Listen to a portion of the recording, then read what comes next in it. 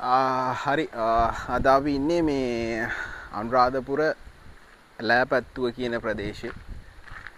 මේ ඔයාලට වෙන්නේ මේ ලංකාවේ පිගං සංස්ථාව උළු සහ ගඩොල් කම්හල ඇලෑපත්තුව.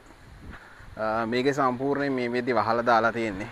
ලංකාවේ මේ ගොඩක් මේ වගේ ආයතන වහලා දාලා තියෙනවා. ඉතින් මේ තියෙන එක ඉතින් මේ වගේ දේවල් රටට ජාතියට වටින දේවල් මොකුත් නැහැ මේ වගේ.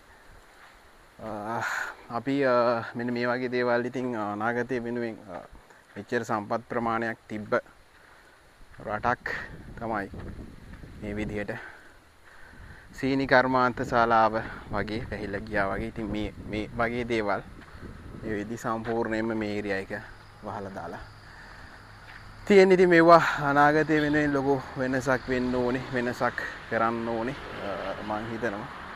මේ වගේ දේවල් ඉදිරියේදී වෙනස් වෙයි කියලා. අද අපි ඉන්නේ අනුරාධපුරේ. බලමු තව වෙනස් වෙන තොරතුරුත් එක්ක ඉස්සරහට ඔයාලට විස්තර ටිකක් අරන් එන්න. ෆෝකස් මීඩියා අද අපි ඉන්නේ අනුරාධපුරේ. අපි මෙතනින් දැන් යන්න හදනවා අනුරාධපුර ටවුන් එකෙන් රම්බෑව කියන පැත්තට. ෆස්ට් ටයිම් තමයි යන්න හදන්නේ. මේ රටේ ජාතික සම්පත් මේ විදිහට විනාශ වෙන විදිහ ඉතින් හරි කනගාටුයි. මොකද කරන්නේ ඉතින්. එහෙනම් අපි තව වීඩියෝ එකකින් හම්බ වෙමු. good luck.